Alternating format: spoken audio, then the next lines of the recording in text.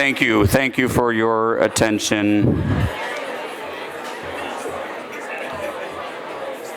I always hate breaking up these conversations because we so much appreciate you all being here, taking time out of your day. As I said, we always like to mention who is here. Again, I'm Dan from City Club, and welcome. We have a really incredible host of folks here. So if you bear with me, I'm just going to run through some names and some organizations because they're all so important to the civic landscape of our great city. And a couple of those folks are elected officials. Alderman Brian Hopkins is here. Alderman Hopkins. Alderman Jason Irvin is also here. Thank you, Alderman. You two have been exceptionally busy lately, as has Kenya Merritt. Where is Kenya? Deputy, oh, right in front of me. Commissioner Kenya Merritt, Deputy Mayor, welcome back. You all are doing some great work, and keep it going. We've got so much to look forward to. There's so many of you from different institutions. Mike Atkinson, Dr. Atkinson from Brookfield Zoo is here, spoke recently. Kara Bachman from the Sports Commission bringing so many great sporting events. Kimberly Bears is here from the Mag Mile Association, with so many folks. Also with Nicole Minolkin, I mentioned 360 Chicago. Nicole is their chair at the Mag Mile. Thank you both for what you're doing. Bradley Borowick, and so many folks from the Mag Mile. Where's Michelle Boone? I didn't actually see you. Are you here? I know Michelle's here in the Poetry Foundation. Thank you, Michelle, for all you've done for our city. Bill Brodsky's here. Bill, legendary civic leader, former Navy Pier chair, and done so much. Kirk Dillard. Kirk, so good to see you again, sir, from the RTA. Getting more involved in City Club. Julie Giesi's here from NASCAR. I mentioned Kara, and we know that NASCAR is it's a great addition to Chicago. Of course, we hope they'll be back. Josh Harris from the OPC, Obama Presidential Center. We're going to talk a little bit about the OPC, I think, today. Thanks for all your efforts. Ambassador Faye Hartog-Levin. Thank you, Ambassador Levin. She is a legendary civic leader in this city, and it's always great to have her back here. Langdon Neal, I think, is here. Talk about legends. God, we've got a room full of them. Langdon Neal, Brenda Langstrap-Bowie from the Chicago Public Library Foundation. Cynthia McCaffrey, I mentioned Hawthorne as thank you, Cynthia, for your efforts in getting today's program. Kevin McLaughlin is here with the Carpenters. We always appreciate having labor in the room. Speaking of labor, we've got Bob Reiter right over here from the Chicagoland Federation. I think Rebecca Scheinfeld is here from the Civic Consulting Alliance. There you are. Good to see you back. Joe Seliga and Mayor Brown, they do so much for City Club, for our city. I believe for Choose Chicago also.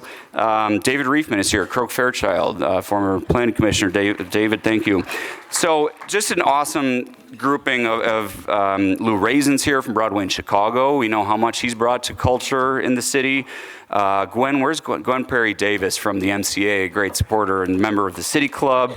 Eleanor Gorski, from the Chicago. I've known Eleanor too long. I remember her too much from the Department of Planning and Development, but of course from the Chicago Architecture Center. Thank you, Eleanor, for all you do. Jen Van Valkenburg is here. We were just talking about Garfield Park and how many visitors they've got. In the top 10 for destinations in Chicago. Talk about getting into neighborhoods. That's great. So just some incredible people. You all are doing great things to move the city forward. I think I missed one or two of you, and I'm sorry. Some folks that I did miss that I don't want to forget these are civic leaders, but they're also Choose Chicago board members. So please help me in welcoming and thanking the chairman of the board of Choose Chicago, Guy Chipperoni. Chip, we're right in the middle of the room here. Thank you for all you're doing. And the vice chair, Kiana Barrett, is here, I believe, up in front here. Thank you. Doreen Burse is here. I think I mentioned Larita Clark, also on the board from MPEA. Rich Levin is here. Liz Lombardo-Stark. Where's Liz? Hi, Liz. Of course, we have the Park District Superintendent and City Club Speaker, Carlos Ramirez Rosa, former alderman. Thank you Carlos, for all you're doing. Dan Russell. Dan is here, City Cruises, and also Mag Mile. Thank you, Dan, and the board of Choose Chicago. Mike Stratmanis, again, talking about the OPC. Great representation here, Mike. Lisa Timbo is here from the board, and also Mark Wagner. Did I miss any Choose Chicago board members? Because I very well may have. Great. Again, I think we have a quorum. We won't be voting today, though. I am really looking forward to, I'm going to sit down for a few minutes and let Kristen say a few words, and then I'm going to come back and join her for a conversation and hope that maybe some of you will have some questions. But before we do that, please join me in welcoming for some remarks and I want to say new, it's been since May, but the CEO of Choose Chicago. We're going to get into a little more about her, so I won't go too deep into the introduction, but you're all here to hear this woman and all the great work that she's doing at Choose Chicago. Please welcome Kristen Reynolds. Thanks, Kristen. Of course. Okay, I told everyone, my amazing board chairman, Chip, said, good luck, Kristen. It's just a critical week for the organization and the industry, so don't blow it. Don't say anything that's going to blow it. I'm like, thanks. No, I'm so excited to be here. I really want to thank Dan Gibbons and for giving me this opportunity. I've been in Chicago for 8 months now, and during my interview process, which was lengthy, some of you may know about, I would listen to the City Club podcasts as I was driving around Long Island, New York, just to make sure I knew all the mover shakers, all the issues. I was listening for about a year, and this is a really great resource of incredible knowledge sharing and all the right people in the room, so thank you for having me. It's surreal and truly an honor to be here today. You did a great job of acknowledging my whole board, but I also want to acknowledge my board of directors who is here. They truly guide the vision of Choose Chicago, and me personally, as I'm discovering Chicago and navigating this landscape.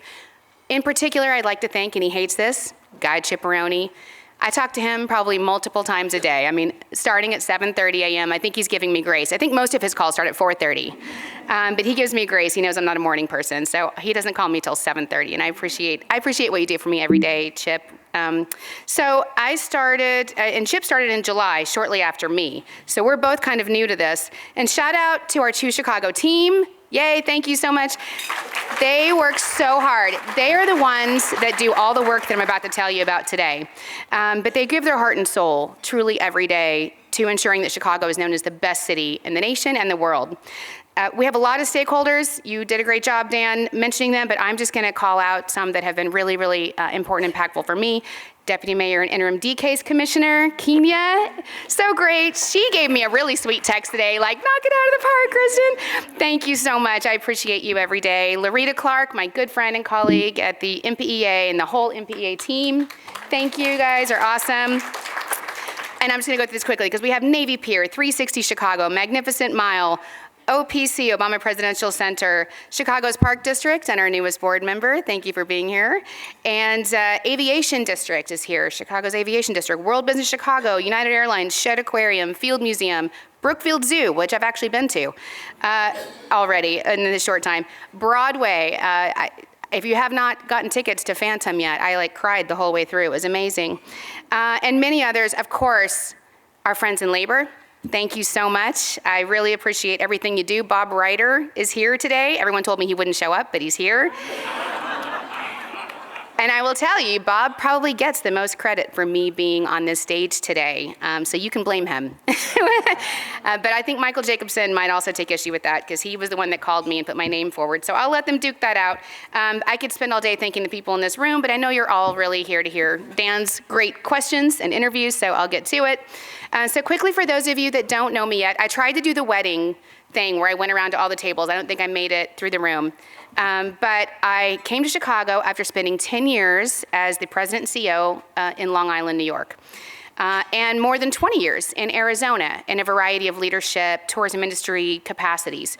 So I'm on the board of U.S. Travel Association and Destinations International. I'm actually a certified destination marketing executive. So in short, I live and breathe tourism. I've dedicated my life to this industry in more than 30 years. This is all I've ever done. This is all I know.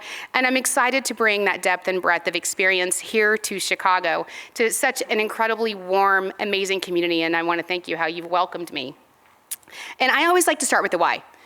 So why is destination marketing so critical to a city's economy? And this graph kind of says it all. Because if you think about it, all economic prosperity starts with a visit.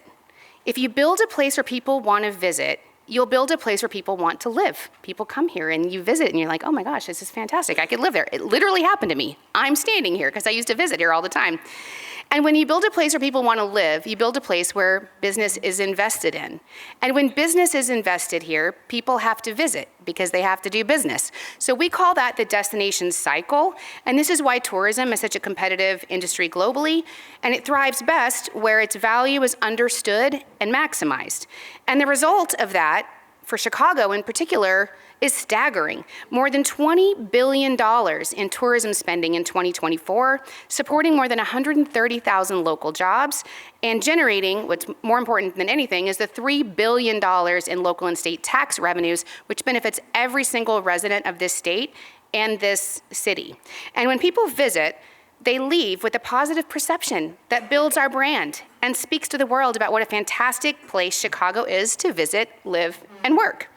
But it's important to understand, and that's what I'm excited to tell you about today, is that these visitors don't just decide to come to Chicago. And these positive accolades, they don't just happen. It's a tremendous amount of strategy, work, and effort that drives the results. And starting with our marketing. So our marketing team is so innovative. I'm so impressed with the way we brand this city. Thanks to the hard work of our CMO, Lisa Nucci, who's helping me manage the slides. Keep me, Audrey. And her entire amazing team, we recently launched our new Never Done, Never Outdone campaign, which transcends traditional tourism and is more of a rallying cry for Chicago and by Chicagoans. So it's not just a tagline. It captures the soul of our city, our perseverance, our work ethic, our diversity, and our never-ending pursuit of excellence. But don't listen to me, we think icon Jay Ivey says it best. Chicago, a city connected, not just by train lines or shore lines, but by the drive to never settle. We talk less, dream bigger, and never stop pushing. We change the course of rivers and the course of history. When we build things, the world looks up. Across our 77 neighborhoods, there's a shared spirit to outwork and outplay, to bring you bold flavors, fresh sounds, and captivating experiences. So welcome to the greatest city in the world. Because in Chicago, we are never done, and we are never outdone. Isn't that great? It's great. That's how we talk about our city to the world, and that's the perception our people have about our city, thanks to our great marketing. So proud of that campaign. But it's not just about buying ads. Our communications team works around the year to pitch positive stories, host global media, amplify local events, and attract and utilize third-party media to tell our stories. We are so many wonderful articles about Chicago. They don't just happen. These are our team behind them, giving them information, making sure the data is factual and correct. And we would never be able to purchase the amount of positive exposure that these media stories generate. But make no mistake, meetings and conventions are the bread and butter of this city's visitor economy. We have the largest convention center in North America. Lorena, yeah, MPEA, yeah. And keeping that building busy and booked is not easy, and it's paramount to our success. Our sales team, led by Dustin Arnheim, who they're in Philly right now, talking to all of our great clients, works literally around the clock to keep our legacy accounts and to lure new business to not only fill McCormick Place, but every hotel ballroom and meeting venue in our city. So our new mantra going into 2026 is all meetings, all sizes, all seasons. That's basically what world domination, right? That's how we're going into 2026 at Chicago. So you'll hear more of that as the year progresses.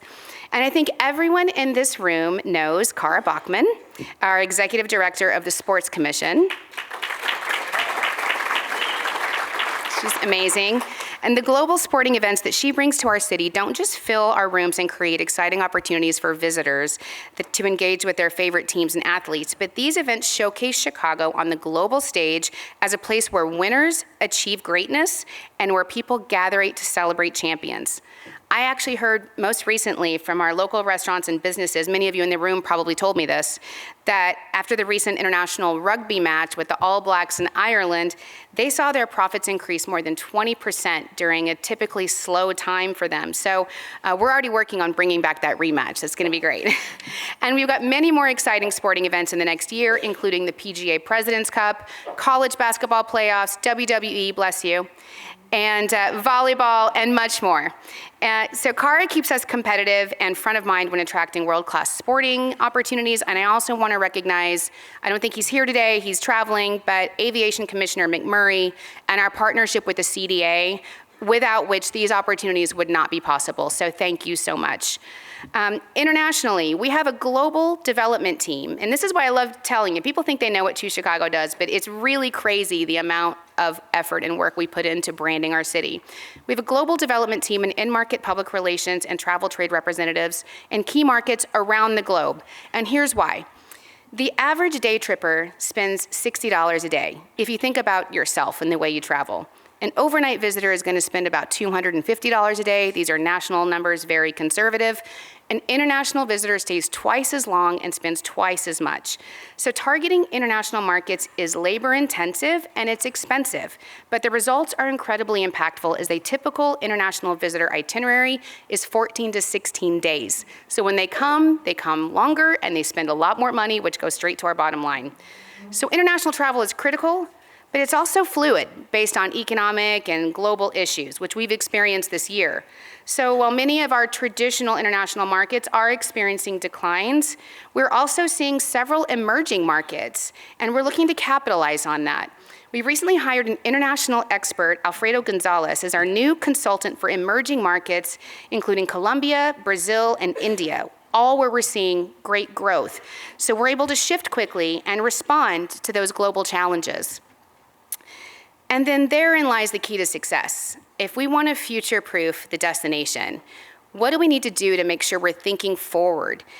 And being nimble is one of those things that we have to do. It's not just having a strategic plan, putting it on the shelf, and doing what we've always done. We have to be able to act quickly and respond to whatever we face when we wake up to tomorrow's news. And who knows, right, these days? Every day I wake up and I think, I've seen it all. Next day, wow. And so most recently, this was our challenge. And I don't think anybody could have expected at the beginning of 2025 that Chicago's image in the global media would be of federal agents and tear gas and federal government attacking us. It was crazy, and the result was immediately damaging. I don't know how many of you, like me, got texts from your friends and family not in Chicago saying, "Are you okay? Are you guys okay in Chicago?" Meanwhile, it's gorgeous. Everything's fine. But that was the perception, and that was our challenge. And we knew we had to do something quick to respond, and it had to be impactful. It had to stay above the political fray, stay positive. So our team gathered, and within 12 hours, we launched All for the Love of Chicago. And I just like to say the 12 hours actually started at 4 p.m. Also, I'm going to give the team credit. Come into my office at 4 p.m. We've got to do something quick. And by 9:30 the next morning, we launched All for the Love of Chicago. It was really an incredible campaign. It's a social media campaign that gave platforms to Chicagoans. It's not just Chicago. We're letting the people that know and love this city speak on behalf of what this city's really about. And it was so wonderful to have people that are so frustrated at how about our city's being misportrayed, to have a voice again. And it's been so well received. I'll just give you a little glimpse. Chicago has the best of everything. If you don't think so, then you've never been to Chicago. How long did it take you to get over this? Because I can't believe I live here. No way. Why is everyone in Chicago the nicest person ever? This is Chicago, my city, best city in the world. Come here, I love Chicago.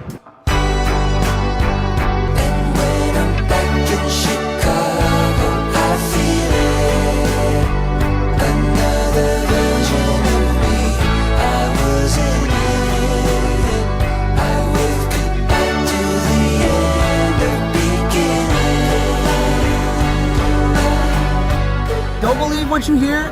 Chicago is awesome. Yo pienso que no hay mejor ciudad en el mundo. Go to Chicago. It is the crown jewel of the Midwest. Is this like the best city in the U.S.? You can't tell me Chicago not the best city. Amazing, 10 out of 10 experience. And when I'm back in Chicago, I feel it. Right? I know, I love that. I've seen that video dozens of times, and every time I'm like, oh, emotional. This campaign has been so well received, so positive, so embraced by our community that we are very excited to launch the new phase of the campaign with the All for the Love of Chicago podcast. You each had a card on your chair, so I'm going to ask you to get your phones out. There's a QR code. Subscribe, follow, like, leave 5-star reviews, listen, more importantly. That's how podcasts are, they spread, because the more engagement. This is really great. The very first episode is on Thursday, so you are hearing it here first. This is really kicking off. It's going to be the next wave of the campaign, a way to tell stories of Chicago by Chicagoans, long form, where it's not just social media snippets, where we can really talk about what makes this city so special. So here's a sneak peek. Do you know what makes Chicago so special? The Chicagoans, of course. Exactly, and that's why we're launching the brand new All for the Love of Chicago podcast to bring you the behind-the-scenes stories about our incredible city. Whether you're a resident or experiencing Chicago for the first time, we got you covered with the best things to see, experience, courtesy of Choose Chicago, your city's official destination marketing organization. So for the latest information on the city of Chicago and how to experience it to the fullest, make sure you subscribe and tune in wherever you get your podcasts.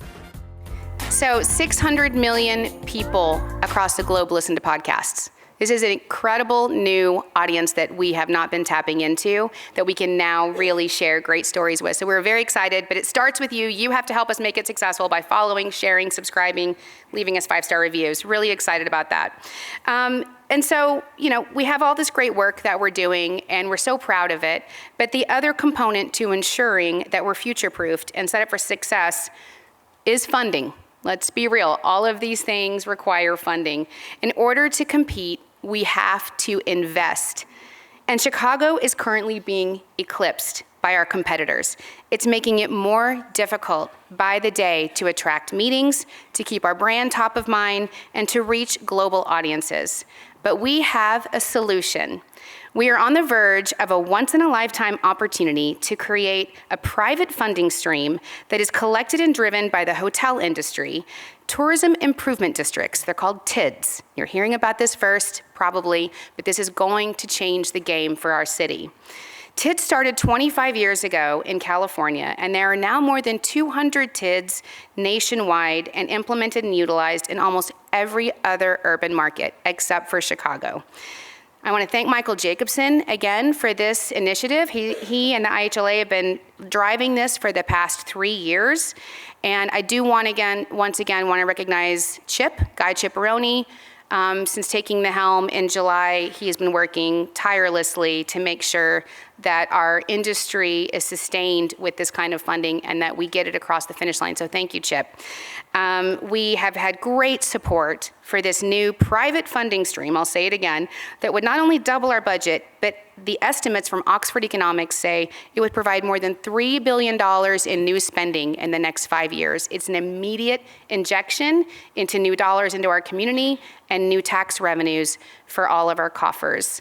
And tomorrow, we're going to be in front of the Finance Committee, and I want to thank Finance Chair Alderman Dowell for her support, as well as Alderman Irvin, who is here today. Thank you so much, sir, for introducing this and sponsoring this and getting this to where it is.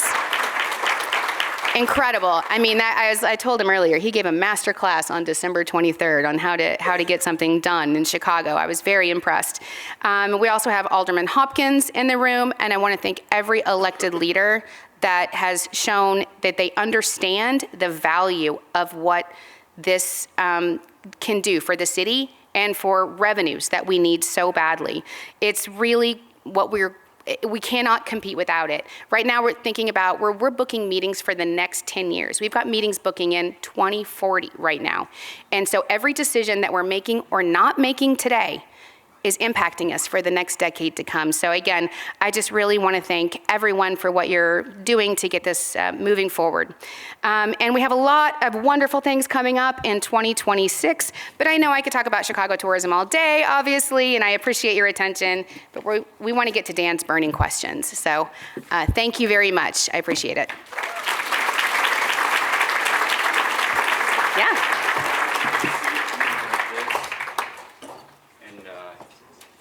This back so you guys can all hopefully see a little bit better. Well, thank you, Kristen. Thank you. Was that okay? I'm new, so I don't know. You guys have... Chip, did I do okay? I didn't blow it yet? He's like, it's still going. Well, this is your first time. It's not your first time at City Club, right? Correct. Your first time speaking. Welcome back to City Club. Thank you. Yeah, Happy New Year, all that. We'll get to New Year. That's one of my questions. Okay. But it is, you've met a lot of the civic community. There are probably a few folks here you have not met. So I'd like to start with you a little bit and talk about you. You were 10 years before this, a decade in Long Island. Before that, you're in the hotel, industry in Arizona.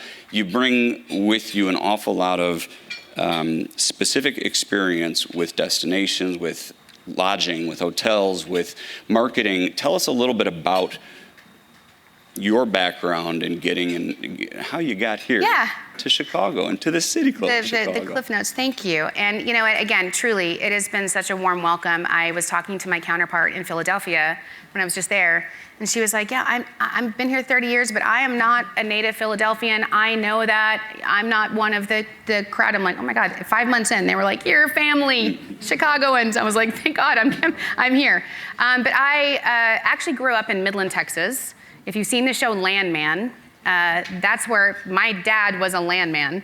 No one knew what that was until the show. But that's where I grew up. So the fact that I'm here today is even more shocking, right? If you look at that landscape. I went to the Walter Cronkite School of Journalism at Arizona State University. Go Sun Devils, where both my daughters are now. And I went into tourism in Arizona, and I worked my way up through state tourism. I worked on property back then it was Starwood Hotels and Resorts. And then I led the association. They're talking about ROI and the industry advocacy, and then I became the lobbyist for the state tourism industry of Arizona for the last 3 years that I was there. And then I wanted to just try something different. I'd kind of done everything in Arizona that I thought I could do. And New York, known as kind of the pinnacle for tourism, was a great opportunity for me to raise my daughters. I moved there when they were 3rd and 6th grade. I was a single mom. It was very scary in a lot of ways. It was very dark coming from sunny Scottsdale to Long Island in November. It was like, it's very dark, very early. It's just a stepping stone. yeah, exactly. It seasoned me. It seasoned me for the cold. But no, it was a great experience there, and I was able to rebrand that destination, double their budget, rebuild the team, and similar situation. I got remarried in Long Island. Actually, Long Island, just wait, on Long Island, because you're on an island. And out of all the wonderful New York people and men that I met, which were lovely, I can't pass up a good Chicago man, a Midwesterner. He said things like, holy cow, so cute. They don't say that in New York. And he was so sweet. He was so sweet. And so, of course, I fell in love with my now husband, and we became a blended family. And so I used to say he's from Chicago, but since moving here, I now say he's from the suburbs of Chicago. I'm learning. And he grew up. You're getting to know us so well. I know. But he did go to Loyola and live in the city. So we would come here all the time, and we're facing that situation that a lot of people my age are, that parents are aging, and he's an only child. So we were trying to figure out what we were going to do. And coming here, and this opened, and it's just been such an incredible opportunity for my career as well as my family. And our stepdaughter, my stepdaughter, his daughter goes to Loyola. So we're loving it. And that's kind of how I came to be here. I just, kismet, fate, luck, opportunity, all met at the same time. And now here you are selling Chicago. Like, how does it feel to be selling Chicago? I know you had been here before, obviously. You dove in, you figured it out, you got into some communities. How are you feeling about selling Chicago? It's an incredible product, and I'm used to in my career being and representing things that are underestimated. I love being underestimated. I think that's the secret sauce, is because when you can wow people, there's nothing better than, I'd much rather have that than being overhyped. So Chicago is an incredible city. It's an incredible community. I want to once again give credit to the team that has been at Choose Chicago that allowed me to hit the ground running, and the board who's given me so much support. I just feel truly so lucky to be here. I was in Philly yesterday talking to all of my counterparts. And I will tell you, at first, people were like, "You're going to Chicago? Are you okay? Are you good? Is it going to be okay there for you? Like, who moves from like the Hamptons to Chicago? Like, are you going to be safe?" And then as everybody starts to see my social media, our campaigns, they all were lined up to visit. I'm like, "You can't visit me, I'm too busy." But they love it. They're like, "You're so lucky to represent such an incredible city." And that's what Chicago's about. Once people see it and know it, you can't not fall in love with it. Well, we agree, I think. We're very... I say love a lot, all for the love of Chicago. Right. In 12 hours, that's pretty amazing. As Chicagoans, I think we're very sensitive to how people perceive us. Mm-hmm. So I'm glad you got here. You realized what we've known all along. Anything surprise you? Did anything when you? It's been a number of months now. Anything surprise you after getting embedded a little bit further? I know. I think the biggest adjustment, other than my dogs, who were suburban dogs and now are city dogs, and I just got a letter from my building. I'm like, "I'm sorry, they attack every dog in the elevator. They don't know." I'm trying to work on that. But I think it was funny. One of the things I always talked about, the difference in coming from New York to Chicago, is people will go, where do you live? And I'm like, "Oh, that's personal. I live in Streeterville." And they're like, "Oh, what street?" I'm like, "Oh God, this is like no one in New York does this." Everyone is immediately like, I was like, it's scary. I was skeptical, right? I was like, and I'm like, "Illinois." They're like, "What building?" I'm like, "Wow, like this is crazy. This is crazy." But it's because of the community. I quickly learned it's because people want a connection. They have a connection, and that is what I think is our biggest strength. And we say it a lot. It's not a tagline. What makes Chicago special is Chicagoans. And there's so much community here. Everybody wants to reach out and help you and connect with you, and that is truly our secret weapon. I thought maybe they just wanted to drop off cookies home baked. Yeah, or that. I mean, that too. We got some good cookies here. Yeah, I'll give you my building later if you want to drop off cookies. Very Midwestern thing to do. You talked a little bit about. Who is choosing Chicago? I mean, we talked about, Midwestern. We talked about international travel. You could probably do better there. Who right now, in your experience in these few months, is choosing Chicago? Mm-hmm. And who should we be more? Let's start there. Who is choosing Chicago? Yeah, so I think there's a lot of things that we do great in Chicago and at Choose Chicago, but I think there's a lot of opportunity to look at those markets. And I talked about being nimble and changing and making sure that we utilize data, a tremendous amount of data and strategy. So we use a lot of mobile geolocation to answer your question. So when you're here visiting, we can track your phones, not you individually, but aggregately. And we know what attractions you're going to. We have points of interest tagged, and then where you're going from there. And we use a lot of that data to determine, we're not just throwing a dart, to determine who has the highest propensity to come to Chicago, and more importantly, of those people, who's going to spend the most money. when they come here, because that's what we want as a community, is the most amount of economic impact with the least amount of quality of life restrictions on us. So there's a lot of decisions right now. We've been some long haul markets. We have New York, we have people from Florida, we have Atlanta being a key market. Our international markets, I think I put up there on the screen, so you saw that. But you know where we've never been? Phoenix.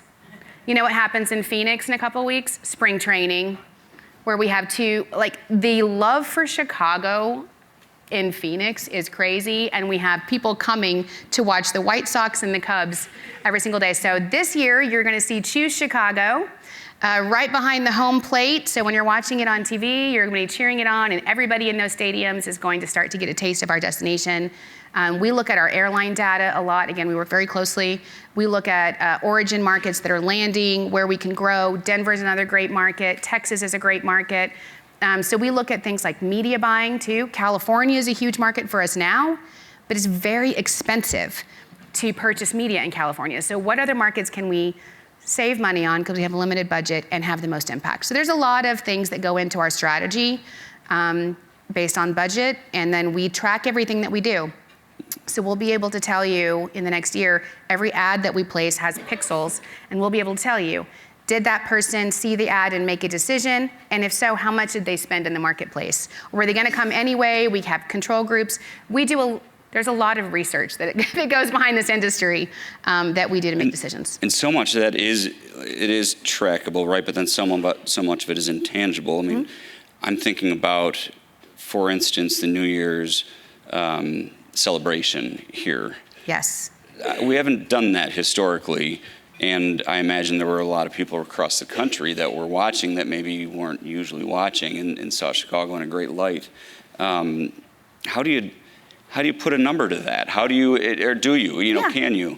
Of course, you can look at what other destinations have done that have hosted Dick Clark's Rockin' Eve and the benefits that they've received. But it's funny, someone said to me, I think just earlier today, like, you come here and then there's a Chicago Pope, we get Dick Clark's Rockin' Eve, and the Bears are going to the Super Bowl, and I'm like, you're welcome.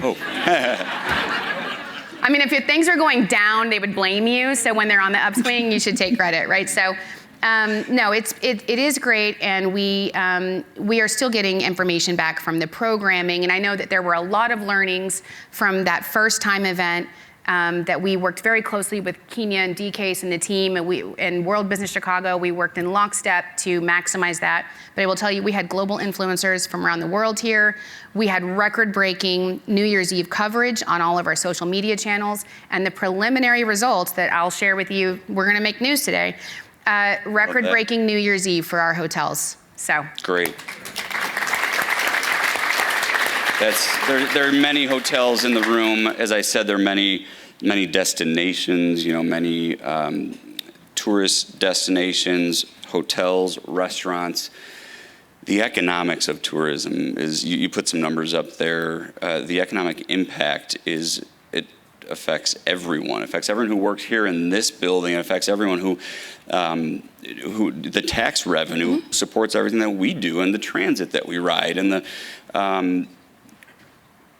If we could explain a little, get more into the need for more funding and perhaps the return on that investment, and we could get into the TID with this too, sure.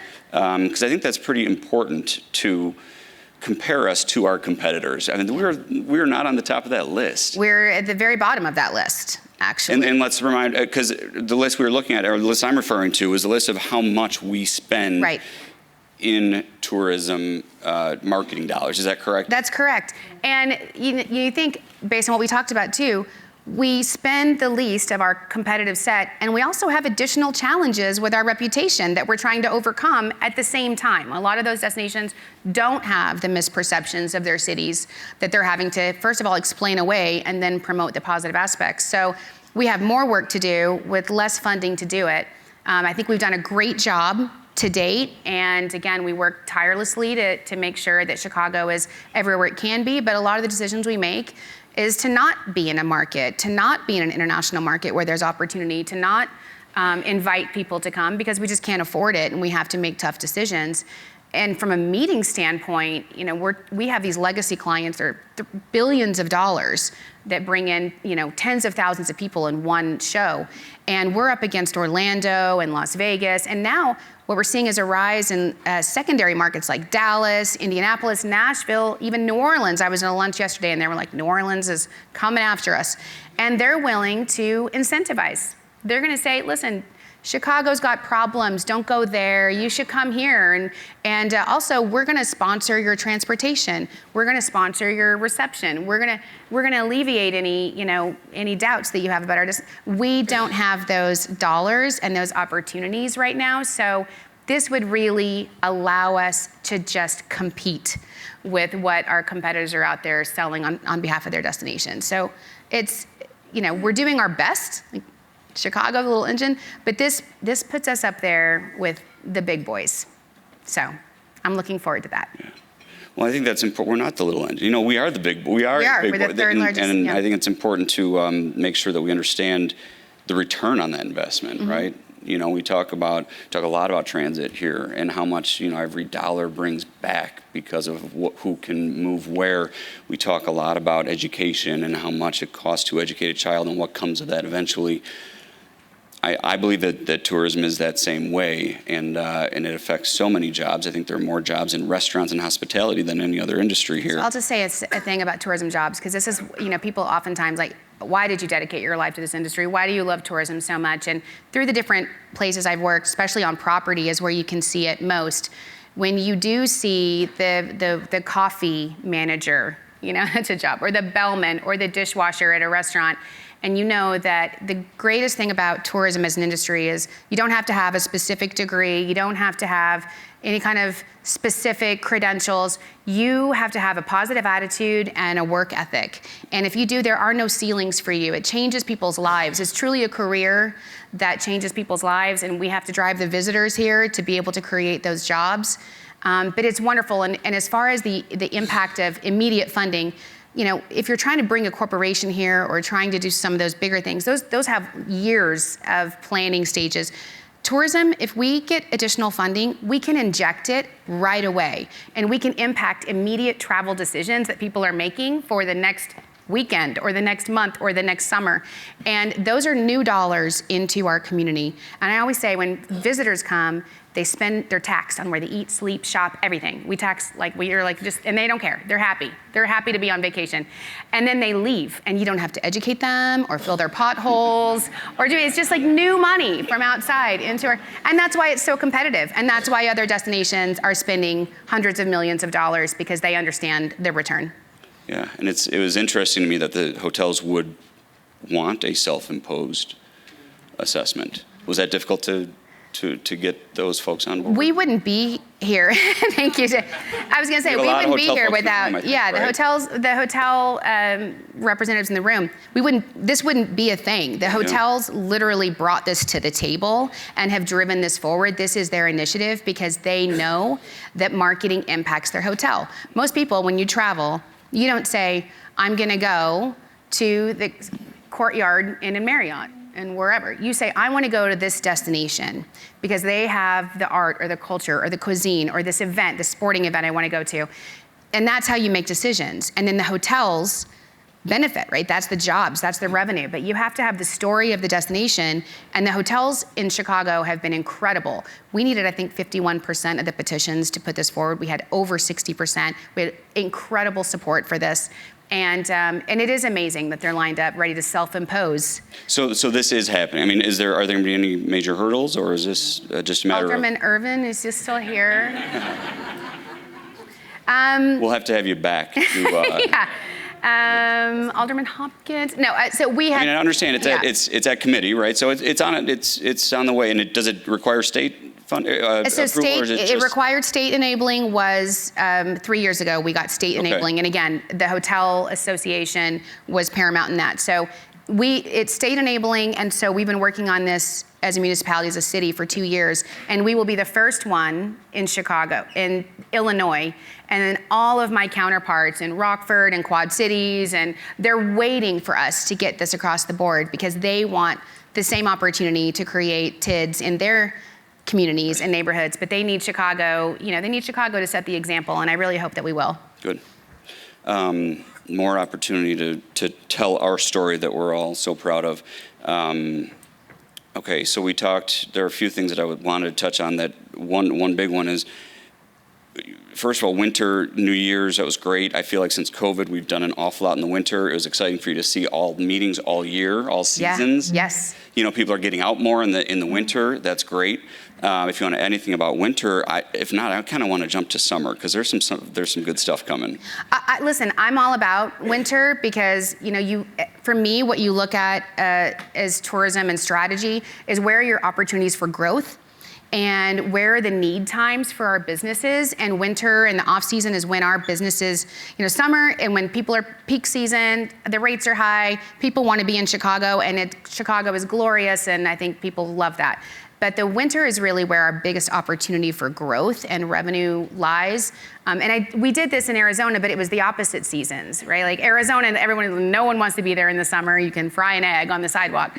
But created programming and created marketing that made it appealing, and now it's hard to get a room year round. And that's what we want to create. And I was talking to Kimberly, I think Mag Mile.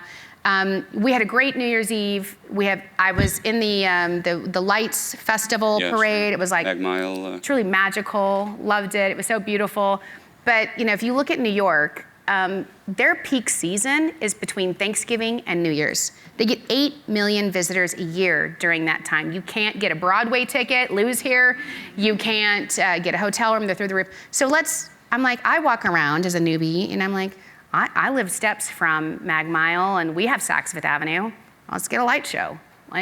Let's make our tree bigger than Rockefeller. Let's just a few inches. Let's create preview of what's to come. Right. Let's take Bryant Park and take it to like a Grant Park experience. And I think there's just so much opportunity to have people visit, because I think Chicago, my first holiday in Chicago was truly beautiful, and I think there's a lot more we can do there. So. There's a gentleman that lived here a long time ago, and he said, make no little plans. And there are a lot of people in this room that have taken that advice and who have taken that. Where's Marilyn Gardner? Where's Mike Strutmanis? And our good friend who we lost, Lori Healy. There are people who have taken those words of advice and carried that forward to make no little plans. It's encouraging to hear you think like that. All right, we just have a few minutes. Of course, I'm already behind, but I do want to get to one thing in this that is coming this summer that we are really excited about here at City Club, but I think the whole city probably is, and that's the Obama Presidential Center. There are very few places in the country that are building museums, centers. It's not a museum, I know it's an entire campus, it's 21 acres. What does that mean for Chicago, and what are we going to see in the next 6 months? If you don't know, this little building and campus is opening in June, so we're going to have a pretty incredible summer. It's going to be amazing. I can tell you, I talked to meeting planners, travel writers, groups that are already trying to book events there. Everybody is just like, I'm dating myself. Remember those Mervyn's commercials and everyone's like, open, open, open, open outside? That's truly how people are feeling about it. For us, it's going to put Chicago on the global stage as the home of hope, which is a wonderful message that aligns with our branding. And personally, I remember when I went home and told my daughters that I think we're gonna move to Chicago. And their number one question was, do we get to meet Michelle Obama? Don't tell Barack. I was like, yes, you do. And I got to meet Barack Obama recently, and it was truly a bucket list. I was like, I couldn't even speak. I was just like, I don't even know what I said. It was a blackout moment, but it's incredible. And that's how people feel about the Obamas. That's how they feel about the Obama Presidential Center. There's no better time. I think the world needs this, and Chicago's gonna present it to them, so. Good, yeah,